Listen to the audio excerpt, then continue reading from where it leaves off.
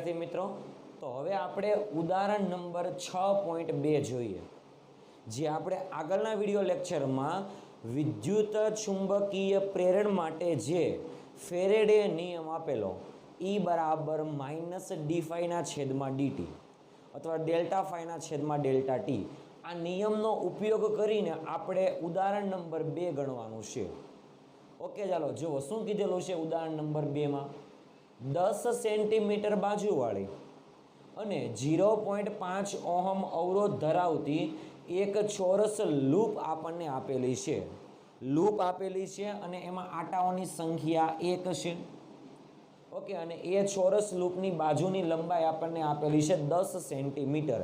એટલા માટે આપણે સોલ્યુશનમાં પહેલા L બરાબર લખી શકાય 10 ગુણ્યા 10⁻2 ઘાત મીટર, કારણ કે સેન્ટીમીટરનું મીટરમાં કન્વર્ટ થઈ ગયું, तो L बराबर थशे 10⁻1 घात मीटर। आ लूपनी लंबाई आवी गई। चलो हवे आपने आ लूप आपेली छे ने ए लूपमां अवरोध हशे कि अवरोधनुं मूल्य तमने आपेलुं छे 0.5 ओहम, एटले केपिटल R बराबर 0.5 ओहम। ओके, अने आ बंध लूप छे અને એ બંધ લૂપને આપણે પૂર્વ પશ્ચિમ સમતલમાં મૂકવામાં આવે છે। ઓકે, આપણે લખી દઈએ કે ઉત્તર દક્ષિણ, ધ્યાનથી જોજો, આ ઉત્તર, આ દક્ષિણ, આ પશ્ચિમ અને આ પૂર્વ। ઓકે, તો આ લૂપને આપણે પૂર્વ પશ્ચિમ સમતલમાં મૂકેલું છે, જો આ રીતે આઈડિયા આવ્યો। તો આનો ક્ષેત્રફળ સદિશ ક્યાં હશે? નીચે તરફ હશે। એટલા માટે આપણે કહી શકાય તે પ્રમાણે આ રીતે મૂકેલી છે, ધ્યાનથી જુઓ। ઓકે, તો આનો ક્ષેત્રફળ સદિશ ક્યાં હશે? નીચે તરફ હશે। એટલા માટે આપણે કહી શકાય કે આનો ક્ષેત્રફળ સદિશ લંબ તરફ નીચે તરફ હોય અને ઉપર તરફ પણ હોય। આપણે નીચે તરફ ધ્યાનમાં લઈએ છીએ, એ સદિશ ક્યાં છે? નીચે તરફ। ચાલો હવે આપણને શું કીધેલું છે કે 0.10 ટેસ્લાનું ચુંબકીય ક્ષેત્ર, એટલે ચુંબકીય ક્ષેત્રનું મૂલ્ય તમને આપેલું છે B બરાબર 0.10 ટેસ્લા। તો 0.10 ટેસ્લાનું ચુંબકીય ક્ષેત્ર ઉત્તર પૂર્વ દિશામાં છે। ઉત્તર પૂર્વ એટલે ઉત્તર અને પૂર્વ એટલે આ દિશામાં છે, એટલે ક્ષેત્ર આ દિશામાં છે, એટલે આ રીતે સમતલ મૂકેલું છે। ક્ષેત્ર આ રીતે પસાર થાય છે આની અંદરથી, ખ્યાલ આવ્યો? પણ આ સીધું પસાર નથી થતું, જો અમુક અંશના ખૂણે પસાર થાય છે। એટલા માટે જો આપણે દોરવું હોય તો આ રીતે દોરી શકાય કે ચુંબકીય ક્ષેત્ર જે છે એ આ રીતે પસાર થાય છે, આમ। ઓકે, જો ધ્યાનથી, તો અહીંયા આગળ ક્ષેત્રફળે ચુંબકીય ક્ષેત્ર સાથે બનાવેલો ખૂણો એટલે આટલો ખૂણો છે। उत्तर पूर्व है એટલે बराबर मध्यमांथी, એટલે आखो खूणो કેટલા अंशनो होय? 90, एनो अर्धो એટલે થશે 45, એટલે અહીંયા આગળ ખૂણો જે બનશે ને θ इज इक्वल टू થશે 45 अंश। ओके, એટલે चुंबकीय क्षेत्र અને ક્ષેત્રફળ સદિશ વચ્ચેનો ખૂણો છે 45। ओके, ચાલો આપણે કહીએ તે પ્રમાણે હવે આપણને શું મેળવવાનું છે? અને આ ચુંબકીય ક્ષેત્ર 0.70 સેકન્ડમાં અચળ દળે ઘટીને, એટલે કે એક સરખી રીતે ઘટીને છેલ્લે ક્ષેત્ર કેટલું થઈ જાય છે? શૂન્ય કરવામાં આવે છે। એટલે અંતિમ ક્ષેત્ર એટલે કે જેને આપણે φ2 કહીએ, કે જેને આપણે કહેવાય કે અંતમાં ચુંબકીય ક્ષેત્ર, ખ્યાલ આવ્યો? આ વસ્તુમાં ઘટાડીને કેટલું કરવામાં આવે? શૂન્ય કરવામાં આવે। એટલે કહી શકાય કે ચુંબકીય ક્ષેત્ર શૂન્ય, તો અંતમાં આ જે પૃષ્ઠ મૂકેલું લંબચોરસ લૂપ એમાંથી પસાર થતું ક્ષેત્ર શૂન્ય, એટલે ચુંબકીય ફ્લક્સ પણ શૂન્ય। એટલે અંતમાં ચુંબકીય ક્ષેત્ર શૂન્ય હોવાથી અંતિમ ફ્લક્સ, અંતિમ એટલે અંતમાં ફ્લક્સ પણ ચુંબકીય ફ્લક્સ કે જેને કહેવામાં આવે ફાઈ, અંતિમ એટલે એને કહીએ φF। આઈડિયા એવો આ વસ્તુમાં? ઓકે, કેટલું છે? તો કે શૂન્ય, કારણ કે ચુંબકીય ક્ષેત્ર નથી તો ફ્લક્સ કેટલું આવશે? શૂન્ય આવશે। ઓકે, ચાલો પ્રારંભમાં ફ્લક્સ કેટલું પસાર થાય છે? તો આપણી પાસે ફ્લક્સનું સૂત્ર હતું કે જેને આપણે કહીએ કે પ્રારંભમાં ફ્લક્સ કે જેને કહેવામાં આવે ફાઈ ઇનિશિયલ, પ્રારંભમાં ફ્લક્સ. બોલો સૂત્ર શું હતું? બી એ કોસ થીટા. ચાલો બી આપણને આપેલું છે પ્રારંભમાં ચુંબકીય ક્ષેત્ર. પ્રારંભમાં ચુંબકીય ક્ષેત્ર 0.10 ટેસ્લાનું છે. તો 0.10 ક્રોસ, ચાલો તમને લંબાઈ આટલી આપેલી છે તો ક્ષેત્રફળ એટલે આનો વર્ગ કરવાનો. તો અહીંયા આગળ ક્ષેત્રફળ એટલે આનો વર્ગ કરીએ એટલે આપણે અહીંયા આગળ લખી શકાય કે આ લંબચોરસ આ ચોરસ લૂપ હશે એનું ક્ષેત્રફળ L સ્ક્વેર થાય તો આનો વર્ગ થાય 10⁻² મીટર સ્ક્વેર. એની કિંમત આપણે આમાં મૂકી દઈએ 10⁻² cross cos theta. Cos theta એ વેલ્યુ આપણી પાસે છે કોસ 45. કોસ 45 આપણે અહીંયા આગળ લખી દઈએ કે ખૂણો આટલો છે તો કોસ 45. કોસ 45 એ વેલ્યુ આપણી પાસે છે 1/√2. ઓકે, આ કોન્સેપ્ટનો ઉપયોગ આપણે અહીંયા આગળ કરીએ 1/√2. ઓકે, એટલે આ ક્યાં ફ્લક્સ મળ્યું? તો કે પ્રારંભમાં ફ્લક્સ. ઓકે, ચાલો આપણે આને આ રીતે કહી શકાય 0.10 એટલે 10⁻³ એટલા માટે આપણે આ રીતે કહી શકાય 10⁻³ પ્રારંભમાં ફ્લક્સ. ઓકે, ફ્લક્સનો એકમ આપણે કીધેલો વેબર પણ કહી શકાય કારણ કે ટેસ્લા મીટર સ્ક્વેર કે જેને વેબર કીધેલો તો આપણો આનો એકમ વેબર પણ કહી શકાય અથવા ટેસ્લા મીટર સ્ક્વેર પણ કહી શકાય. ચાલો આપણને શું મેળવવાનું કીધેલું છે જો ધ્યાનથી. હવે સમય આપેલો છે 0.70 સેકન્ડમાં ઘટીને શૂન્ય થાય તો પ્રેરિત ઈએમએફ અને વિદ્યુત પ્રવાહના મૂલ્ય મેળવવાના છે. પહેલાં આપણે ઈએમએફ મેળવી લઈએ. કોનો નિયમનો ઉપયોગ કરવાનો? આગળના વિડીયો લેક્ચરમાં જે રીતે કીધેલું તે પ્રમાણે ફેરેડેના વિદ્યુત ચુંબકીય પ્રેરણના સિદ્ધાંત પરથી. ઓકે, ઈએમએફનું સૂત્ર હતું E -Δ∅/Δt. ઓકે, Δ∅ એટલે અંતિમ ફ્લક્સ માઇનસ પ્રારંભિક ફ્લક્સ. અંતમાં 0, પ્રારંભમાં આટલું હોય એટલે 0 માંથી આટલા બાદ કરો માઇનસ આવશે. એ માઇનસ અને આયરો માઇનસ માઇનસ પ્લસ થશે એટલે ટોટલ જવાબ આવશે E Δ∅ એટલે આયરો થશે કારણ કે આમાંથી આ બાદ કરો એટલે Δ∅ માઇનસ મળશે તો માઇનસ પ્લસ થશે એટલે ડાયરેક્ટ લખું છું 10⁻³ ક્રોસ. ખાસ ધ્યાનથી જોજો. હવે Δt એટલે સમય આપણને કેટલો આપેલો છે 0.70 સેકન્ડ. તો અહીંયા આગળ આપણે લખી શકાય કે 0.70 સેકન્ડ. ઓકે, તો 1/√2 એટલે 1.41 અને 0.70 આખાની ગણતરી કરશો તો તમને જવાબ મળશે 1. ખ્યાલ આવ્યો આ વસ્તુમાં? ક્રોસ ધ્યાનથી જોજો 10⁻³ તો હતા જ. તો આને કહેવામાં આવે એકમ આવશે વોલ્ટ કારણ કે ઈએમએફનો એકમ વોલ્ટ કહેવાય. ઈએમએફ એટલે વિદ્યુત સ્થિતિમાનનો તફાવત. ચાલો 10⁻³ કે જેને 1 મિલીવોલ્ટ પણ કહી શકાય તો E બરાબર આપણો જવાબ આવે 1 મિલીવોલ્ટ. ખ્યાલ આવ્યો? તો આપણે આને આ રીતે પણ દર્શાવી શકાય છે એટલે ખાસ યાદ રાખજો આ રીતે. ઓકે, તો ઈએમએફ કેટલું મળ્યું આપણને? 1 મિલીવોલ્ટનું મળ્યું. કેટલા મિલીવોલ્ટ? 1 મિલીવોલ્ટનું મળ્યું. ચાલો હવે આપણે આગળ વાત કરીએ. વિદ્યુત પ્રવાહનું મૂલ્ય મેળવવાનું છે. ચાલો હવે લૂપ આપેલું છે. લૂપના બે છેડે ઈએમએફ એટલે વિદ્યુત સ્થિતિમાનનો તફાવત.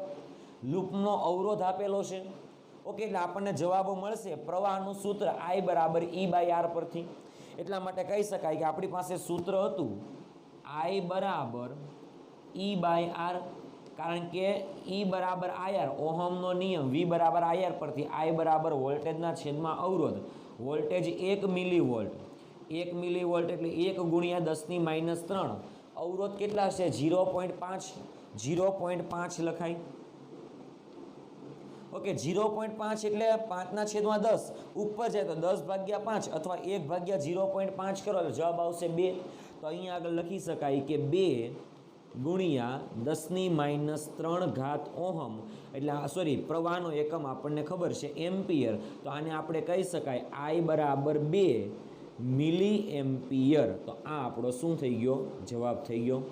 તો તો આપણે કહી શકાય કે અહીંયા આગળ જે આ કન્ડિશન છે એ રીતે જો આપણે લૂપને મૂકીએ અને છેલ્લે ફ્લક્સને ઘટાડીને શૂન્ય કરી દઈએ તો આપણને પ્રેરિત ઈએમએફ છે એ 1 મિલીવોલ્ટનું મળે, એટલે આપણો એક આ જવાબ થશે. અને પ્રેરિત ઈએમએફ આધારિત જે પ્રવાહ છે એ પ્રવાહ આપણને કેટલા એમ્પિયરનો મળે? 2 મિલી એમ્પિયરનો પ્રવાહ મળે છે. આઈડિયા એવો આ વસ્તુમાં વિદ્યાર્થી મિત્રો. ઓકે, તો આ હતું આપણું ઉદાહરણ નંબર 6.2. સૌથી ઈઝી રીત કરાવેલી છે કે જે આપણે આગળના વિડીયો લેક્ચરમાં જોઈ ગયા કે ફેરેડેના ચુંબકીય પ્રેરણના સિદ્ધાંત પરથી જે સૂત્ર હતું એ સૂત્રનો જ ખાલી આપણે ઉપયોગ કરવાનો છે. ઓકે, એટલે આ સૂત્ર આપણે આગળના વિડીયો લેક્ચરમાં પણ કીધેલું કે આપણે યાદ રાખવાનું થશે. ઓકે, તો આ સૂત્ર બેઝ દાખલો હતો ઉદાહરણ નંબર 6.2, એટલે બરાબર રીતે તમારે તૈયાર કરવાનો છે. ઓકે વિદ્યાર્થી મિત્રો, તો હવે આપણે ઉદાહરણ નંબર 3 જોઈએ. જે રીતે આપણે હમણાં ઉદાહરણ નંબર 2 જોયેલું એ જ કોન્સેપ્ટ, એ જ સૂત્ર અને એ જ વસ્તુ મેળવવાની છે, પણ દાખલામાં કંઈક અલગ આપેલું છે. જો શું કીધેલું છે રકમમાં? 10 સેન્ટીમીટર ત્રિજ્યા, એટલે આપણને ત્રિજ્યા આપેલી છે r બરાબર 10 સેન્ટીમીટર, એટલે 10 ગુણ્યા 10⁻2 મીટર, એટલે r બરાબર થશે 10⁻1 મીટર. ઓકે, ચાલો હવે અહીંયા ત્રિજ્યા આપેલી છે એટલે આપણને એટલો તો આઈડિયા આવી ગયો હશે કે વર્તુળાકાર રિંગ આપેલી હશે. ઓકે, લૂપ વર્તુળાકાર હશે એટલે એનું ક્ષેત્રફળ થશે a બરાબર πr². તો પાઈની વેલ્યુ આપણે મૂકવી હોય તો મૂકી શકાય, ન મૂકવી તો એમનેમ રહેવા દઈએ પાઈ. r², 10⁻1 વર્ગ 10⁻2, તો આપણે કહી શકાય કે 10⁻2 મીટર સ્ક્વેર. તો આ મળી ગયું આપણને ક્ષેત્રફળ, વર્તુળાકાર જે લૂપ છે એનું ક્ષેત્રફળ. ઓકે, ચાલો હવે કેટલા આટા આપેલા છે? 500 આટા, એટલે આટાઓની સંખ્યા n બરાબર કેટલા આપેલા છે? 500 આટા. ઓકે, એટલે 500 આટા લખી દઈએ આપણે, કેપિટલ N. અને એ લૂપ છે એ લૂપનો અવરોધ તમને આપેલો છે કેપિટલ R બરાબર 2 ઓહમ. લૂપનો અવરોધ આપેલો છે. ચાલો આગળ વાત કરીએ. ગોળાકાર ગુછલાને તેનું સમતલ પૃથ્વીના ચુંબકીય ક્ષેત્રના સમક્ષિતિજ ઘટકને લંબ રૂપે મૂકેલું છે. એટલે કે આ 500 આટાવાળું લૂપ છે એનું સમતલ પૃથ્વીનો ચુંબકીય ક્ષેત્ર આ દિશામાં છે, એનો સમક્ષિતિજ ઘટક એને લંબ રૂપે મૂકેલું છે, એટલે આ રીતે મૂકેલું છે. એટલે આપણી આકૃતિ જો દોરવી હોય ને તો આ રીતે થાય. પૃથ્વીનો ચુંબકીય ક્ષેત્રનો લંબ ઘટક આ દિશામાં BH કહી દઉં. ઓકે, એટલે સમક્ષિતિજ ઘટક, સોરી લંબ ઘટક નહીં, સમક્ષિતિજ ઘટક આ દિશામાં BH, અને એને લંબ રૂપે મૂકેલું છે સમતલ, એટલે એને જે લંબ રૂપે સમતલ આ રીતે મૂકેલું છે, ખાસ ધ્યાનથી જોજો, લૂપનું સમતલ. ઓકે, એટલે આ લૂપનો ક્ષેત્રફળ સદિશ જે છે એ આ દિશામાં, એટલે આ રીતે લૂપનું સમતલ રહે તે રીતે મૂકેલું છે, એટલે લૂપનું સમતલ ક્ષેત્રને લંબ રૂપે છે એવું કહી શકાય. પણ આ લૂપના સમતલનો ક્ષેત્રફળ સદિશ આ દિશામાં અને ચુંબકીય ક્ષેત્ર પણ આ દિશામાં જ હશે, એટલે શરૂઆતમાં બંને એક જ દિશામાં થાય. આનો ક્ષેત્રફળ સદિશ અને ચુંબકીય ક્ષેત્ર બંને કઈ દિશામાં? એક જ દિશામાં છે. તો આ રીતે મૂકવામાં આવે છે. લંબ રૂપે મૂકવું એટલે ક્ષેત્રફળ અને ક્ષેત્રફળ સદિશ, સોરી ક્ષેત્ર અને ક્ષેત્રફળ સદિશ બંને એકબીજાને સમાંતર થવા જોઈએ.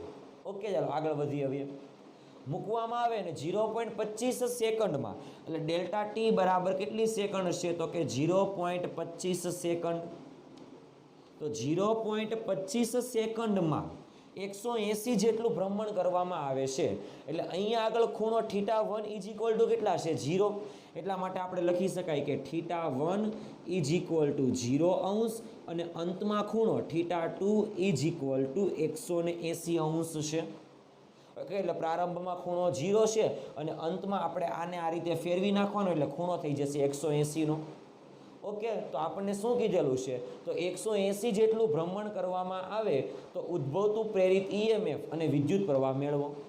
ઓકે, પહેલાં આપણે આ રીતે રાખીએ છીએ કે ચુંબકીય ક્ષેત્ર અને ક્ષેત્રફળ બંને એક જ દિશામાં હોય, એ રીતે રાખીએ તો એ પહેલાં આપણે શરૂઆતમાં ચુંબકીય ફ્લક્સ મેળવી લઈએ. એટલા માટે આપણે કહીએ કે શરૂઆતમાં ચુંબકીય ફ્લક્સ નું સૂત્ર આવે φ1. શરૂઆતમાં ચુંબકીય ફ્લક્સ φ1 કહીએ. શું આવે? BA કોસ થીટા 1 ખૂણો કેટલો છે પહેલા થીટા 1 ઇઝ ઇક્વલ ટુ 0 છે. ચાલો તો આપણે લખી શકાય કે phi 1 is equal to BA cos 0 અંશ. ચાલો phi 1 B એટલે ચુંબકીય ક્ષેત્ર કેટલા ટેસ્લાનું આપણને આપેલું છે, રકમમાં છેલ્લે કીધેલું છે. પૃથ્વીના ચુંબકીય ક્ષેત્રનો સમક્ષિતિજ દિશામાં ઘટક કેટલો છે 3 × 10⁵ એટલે ચુંબકીય ક્ષેત્ર આપણને આપેલું છે 3 × 10⁻5 ટેસ્લા. ચાલો આપણે એ મૂકી દઈશું. ઓકે, તો અહીંયા આગળ કહી શકાય 3 × 10⁻5, એની કિંમત પાઈ છે. જો ક્ષેત્રફળ પાઈ × 10⁻2 ક્રોસ કોસ 0 એ વેલ્યુ 1 થાય.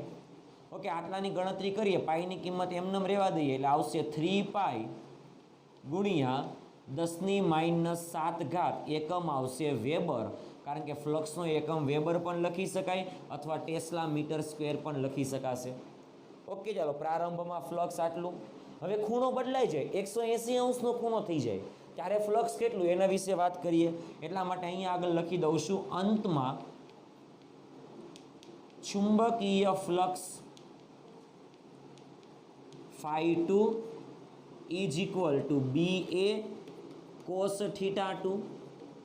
ચાલો cos થીટા 2 એ વેલ્યુ 180 એ વેલ્યુ -1 થશે એટલે આપણે લખી દઈએ phi 2 બરાબર BA cos 180. cos 180 એ વેલ્યુ -1 થશે, બાકી બધું આના જેમ જ રહેશે, પરંતુ phi 2 જે છે એ માઇનસ મળશે 3 પાઈ × 10⁻7 વેબર. આ આપણને અંતમાં ફ્લક્સ મળશે phi 2 અને આ પ્રારંભમાં ફ્લક્સ મળે છે phi 1. ઓકે, ફ્લક્સનો ફેરફાર આપણે લઈએ ડેલ્ટા phi, સાથે સાથે લખી નાખીએ delta phi is equal to phi 2 minus phi 1.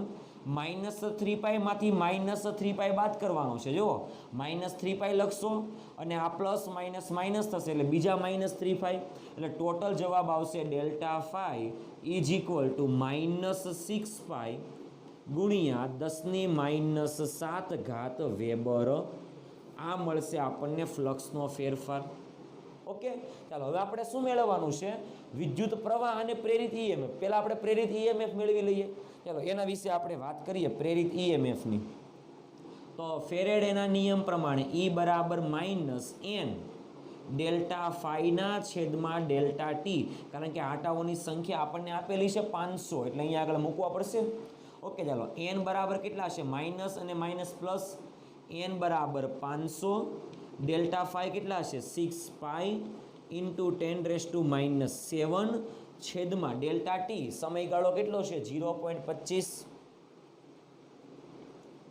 Okay, એટલે આ બધાની ગણતરી કરીએ એટલે આપણને જવાબ મળશે 3.8 ગુણ્યા ઘાતને એડજસ્ટ કરીએ તો 10⁻3 વોલ્ટ, કે જેને આપણે મિલી વોલ્ટ પણ કહી શકાય. તો E ઇઝ ઇક્વલ ટુ આવશે 3.8 મિલી વોલ્ટ. ઓકે, આ EMF મળી ગયું. ચાલો આપણને EMF મળી ગયું. હવે આપણે EMF મેળવ્યા બાદ આપણે શું મેળવવાનો છે, વિદ્યુત પ્રવાહ. એટલે હમણાં જે આગળના દાખલામાં આપણે સૂત્ર મૂકેલું I બરાબર E/R, એટલે ઓહમના નિયમ પરથી V is equal to IR, તો I બરાબર E/R, તો આપણે કહી શકાય I બરાબર E/R. એની વેલ્યુ 3.8 મિલી એટલે 10⁻3 ના છેદમાં અવરોધ કેટલો છે, તો કે અવરોધ તમને આપેલો છે 2, તો આના ભાગાકાર 2 કરશો એટલે આપણને જવાબ મળશે I પ્રવાહ ઇઝ ઇક્વલ ટુ 3.8 ભાગ્યા 2 એટલે 1.9 ગુણ્યા 10⁻3 પ્રવાહનો એકમ એમ્પિયર, એટલા માટે જવાબ આવશે 1.9 મિલી એમ્પિયર. ઓકે, તો આ આપણો જવાબ થઈ ગયો. ઓકે, જે રીતે આપણે આગળના દાખલામાં કરેલું સેમ એ જ અહીંયા આગળ કરવાનું છે. ઓકે, અહીંયા આગળ પણ દાખલામાં રકમ કંઈક અલગ આપેલી છે, એટલા માટે આપણે કંઈક અલગ વિચારવું પડશે. ઓકે, એટલે ખાસ ધ્યાન આપજો, બાકી છેલ્લે મેળવવાનું તો બે વસ્તુ સેમ જ કીધેલું છે, પ્રેરિત EMF અને વિદ્યુત પ્રવાહ બંને મેળવવાનો એ જ છે. તો E બરાબર સૂત્ર પણ આપણે એ જ વાપરેલું છે, ફેરેડેના પ્રેરણના સિદ્ધાંત આધારિત જે સૂત્ર છે એ સૂત્ર મુકાઈ ગયું. પછી એકવાર આપણે આ સૂત્ર વાપરેલું છે I બરાબર E/R વાળું. પછી એના આધારે એક જવાબ આપણને આ મળે છે અને એક જવાબ આપણને આ મળે છે, એટલે આ બંને આપણા શું થશે, જવાબ થશે. વોલ્ટેજ 3.8 મિલીવોલ્ટનો એટલે EMF 3.8 મિલીવોલ્ટનું અને પ્રવાહ 1.9 મિલી એમ્પિયરના ક્રમનો પ્રવાહ પસાર થતો હશે. ખ્યાલ આવ્યો આ વસ્તુમાં? ઓકે, તો આ હતું આપણું ઉદાહરણ નંબર 3. ઓકે ઓકે વિદ્યાર્થી મિત્રો, તો હવે આપણે સ્વાધ્યાયમાં 3 નંબરનો દાખલો જોવાનો છે. ખાસ ધ્યાનથી જોજો, સ્વાધ્યાયનો દાખલો છે 3 નંબરનો દાખલો. જે રીતે આપણે આગળના દાખલા ગણેલા સેમ એ જ કોન્સેપ્ટનો દાખલો છે. જો 15 આટા પ્રતિ સેન્ટીમીટર એટલે 1 સેન્ટીમીટરમાં 15 આટા ધરાવતું એક લાંબુ સોલેનોઇડ આપેલું છે. હવે આપણે કીધેલું સ્મોલ n એટલે એકમ લંબાઈ દીઠ આટાઓની સંખ્યા. અહીંયા આગળ લંબાઈ કેટલી આપેલી છે? પ્રતિ સેન્ટીમીટર એટલે 1 સેન્ટીમીટર એટલે 1 ગુણ્યા 10⁻² મીટર થાય. એમાં આટાઓની સંખ્યા કેટલી છે? તો કે 15. તો આપણે કહી શકાય કે small n is equal to 15/10⁻², ઉપર આવે તો 10⁻², એટલે ટૂંકમાં કહી શકાય 1500 આટા પર મીટર. આવું સોલેનોઇડ છે એક. ઓકે, અને એ સોલેનોઇડમાં 2 સેન્ટીમીટર સ્ક્વેર ક્ષેત્રફળ ધરાવતું એક લૂપ મૂકેલું છે. ઓકે, ખાસ ધ્યાન આપજો, લૂપ મૂકેલું છે. સોલેનોઇડમાં વિદ્યુત પ્રવાહ 0.1 સેકન્ડમાં 2 એમ્પિયરથી 4 એમ્પિયરનો થાય છે. ઓકે, એટલે પહેલાં આપણને આપેલું છે ક્ષેત્રફળ, એ આપણે આપેલો છે તે આપણે એ લખી નાખીએ કે અંદરના ભાગમાં જે લૂપ મૂકેલું છે એનું ક્ષેત્રફળ આપેલું છે 2 સેન્ટીમીટર સ્ક્વેર એટલે સેન્ટીમીટર એટલે 10⁻², એનો વર્ગ કરીએ એટલે 10⁻⁴ થાય, સેન્ટીમીટરનો વર્ગ થશે મીટર સ્ક્વેર. ઓકે, એટલે ક્ષેત્રફળ આપેલું છે. ચાલો, સોલેનોઇડમાં વિદ્યુત પ્રવાહ 0.1 સેકન્ડમાં એટલે ડેલ્ટા ટી તમને આપેલો છે 0.1 સેકન્ડ. તો 0.1 સેકન્ડમાં 2 એમ્પિયરથી કેટલા એમ્પિયરનો થાય છે? 4 એમ્પિયર. એટલા માટે આપણે કહી શકાય કે I1 બરાબર 2 એમ્પિયર અને I2 બરાબર થશે 4 એમ્પિયર. એટલે આ I2 છે, આ I1 છે. ઓકે, ચાલો, તો આપણને શું મેળવવાનું કીધેલું છે? તો લૂપમાં ઉદ્ભવતું પ્રેરિત EMF કેટલું હશે? સોલેનોઇડમાં પહેલા 2 એમ્પિયરનો પ્રવાહ પસાર થાય ત્યારે અંદરના ભાગમાં ક્ષેત્ર કેટલું? ક્ષેત્રને લીધે આ લૂપમાંથી પસાર થતું ફ્લક્સ કેટલું એ આપણે મેળવી લઈશું. ઓકે, એટલા માટે આપણે કહી શકાય કે સોલેનોઇડના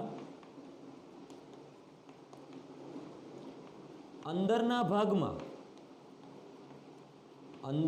ભાગમાં ઉદ્ભવતું ચુંબકીય ક્ષેત્ર કેટલું છે? તો કે B બરાબર સૂત્ર હતું μ0 small n into I. Okay, પ્રવાહ બદલાય છે એટલે ક્ષેત્ર પણ બદલાતું હશે, અને ક્ષેત્ર બદલાય એટલે કે અહીંયા આગળ જે ક્ષેત્રફળ વાળું મૂકેલું છે જે લૂપ, એ લૂપમાંથી પસાર થતો ફ્લક્સ પણ બદલાશે. એટલા માટે આપણે કહી શકાય કે I1 બરાબર 2 એમ્પિયર હોય ત્યારે ફ્લક્સ કેટલું? તો કે આપણે કહીએ ∅1. તો ચુંબકીય ફ્લક્સ કે જેને આપણે કહીએ ફાઈ બરાબર BA સૂત્ર હતું ને, અને અહીંયા આગળ ક્ષેત્રફળ સદિશ અને અંદરના ભાગમાં સોલેનોઇડના અંદરના ભાગમાં ચુંબકીય ક્ષેત્ર બંને વચ્ચેનો ખૂણો 1 થાય એટલે cos 0 એ વેલ્યુ કેટલી થાય? 1. એટલે ટોટલ આવશે કેટલું? φ = BA.